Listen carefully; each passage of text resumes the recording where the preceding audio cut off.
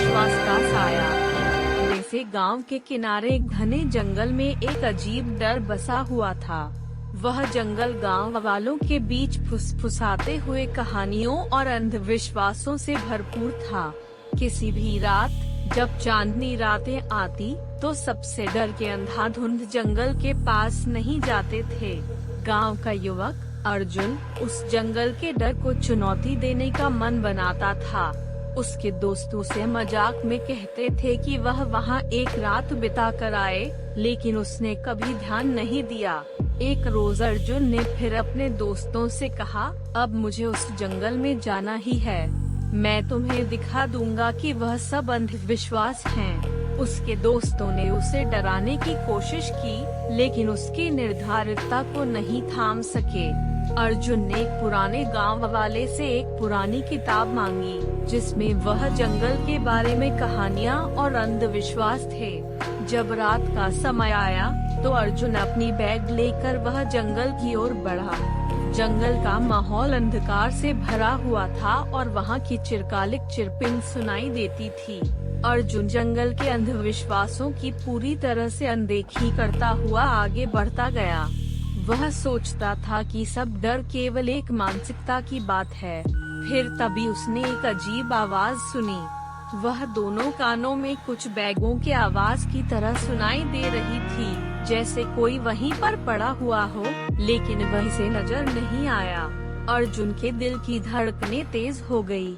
वह सोचने लगा कि क्या वह यहाँ से बाहर निकल आने का सही फैसला किए थे, या फिर वह सिर्फ अपने ही मन के खेल में फंस गए थे। तभी एक और आवाज सुनाई दी, लेकिन इस बार वो आवाज कुछ बल्ब देने और डरावनी थी। कौन है वह?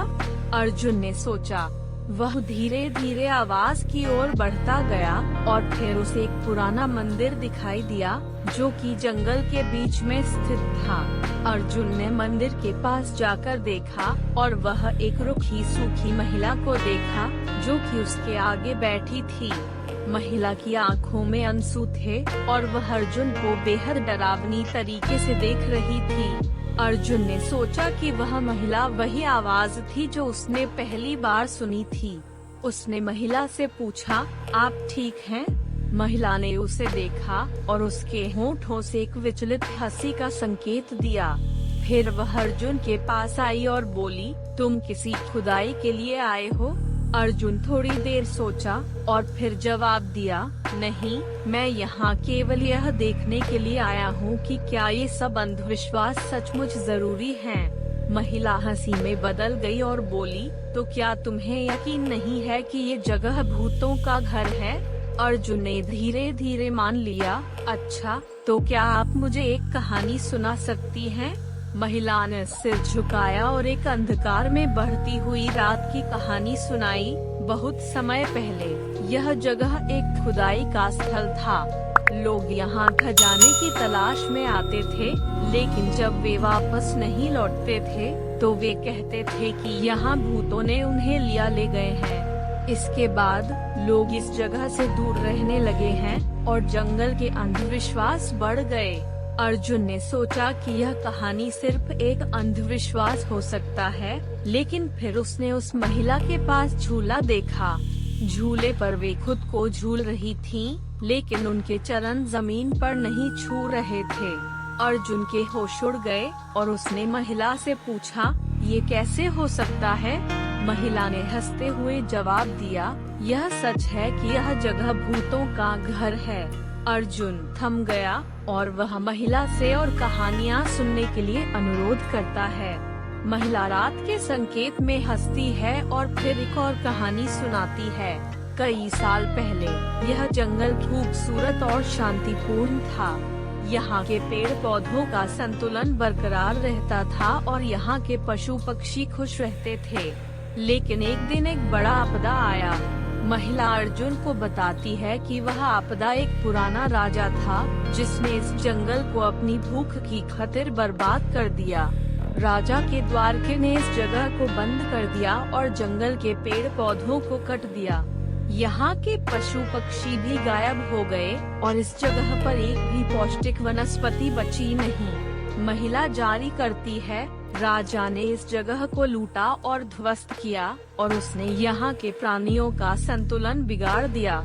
उसकी आपदा की वजह से इस जगह पर भूतों का आवास बन गया है। अर्जुन अब समझ चुका था कि यह जंगल क्यों डरावना था और उसे यहाँ के अंधविश्वासों का सही स्वरूप भी पता चल गया था। अर्जुन अब समझ चुका था कि यह जंगल भूतों का आवास नहीं था, लेकिन उसके मन में एक और सवाल था। उसने महिला से पूछा, तो क्या आप यहाँ अकेली रहती हैं? महिला ने मुस्कुराते हुए कहा, हाँ, मैं यहाँ एक अकेली रहती हूँ। अर्जुन ने पूछा, लेकिन क्यों? महिला ने अर्जुन को एक डरावना चुप्पने की ओर इशारा किया और बताया, मेरे पास जवाब है, लेकिन क्या तुम सचमुच जानना चाहते हो? अर्जुन ने हाँ कहा और महिला ने उसे एक रहस्य के बारे में बताया, जिसकी वजह से वह यहाँ अकेली रह रही थी। महिला का कहना था कि यह जंगल एक प्राचीन खजाना छिपाने के लिए एक बड़े साधु ने चुना था।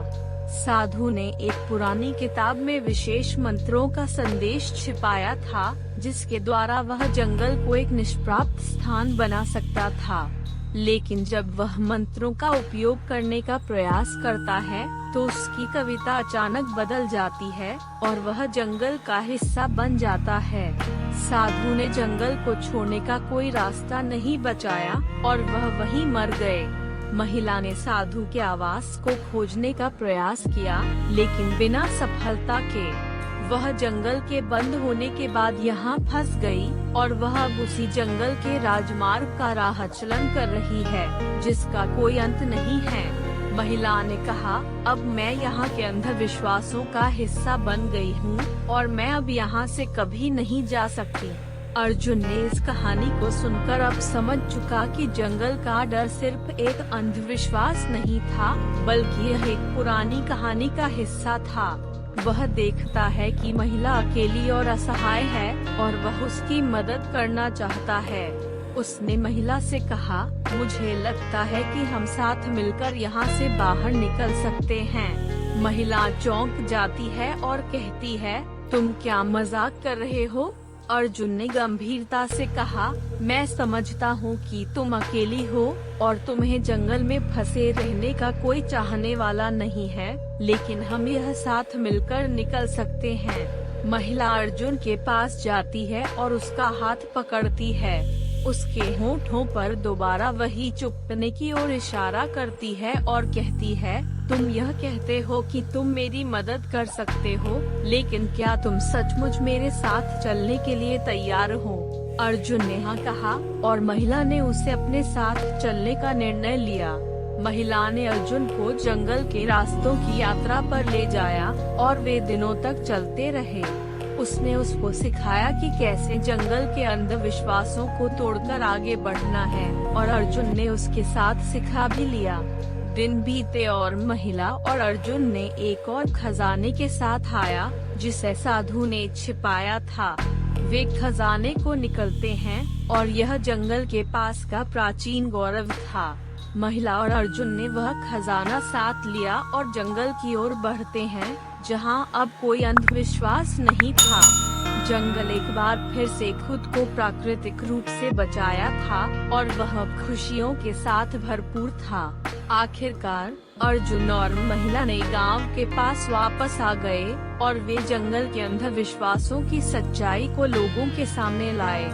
गांव वालों ने उन्हें हीरो के तरह स्वागत किया और जंगल को एक नई शुरुआत की ओर बढ़ावा दिया। फुसफुसाते हुए जंगल की यह कहानी दिखाती है कि डर केवल मन की कल्पना हो सकता है और अगर हम साथ मिलकर काम करें तो हम किसी भी मुश्किल को पार कर सकते हैं। इस कहानी में हमने देखा कि अंधविश्वास और भूत प्रेत की कहानियों के पीछे छिपे हुए रहस्यों का सच जानने का जरिया हो सकता है। यह हमें यह याद दिलाता है कि हमें हमारे डर को पार करके आगे बढ़ने का दृढ़ संकल्प रखना चाहिए और हमें अपनी समझदारी और साथी की मदद से हर मुश्किल को पार कर सकते हैं।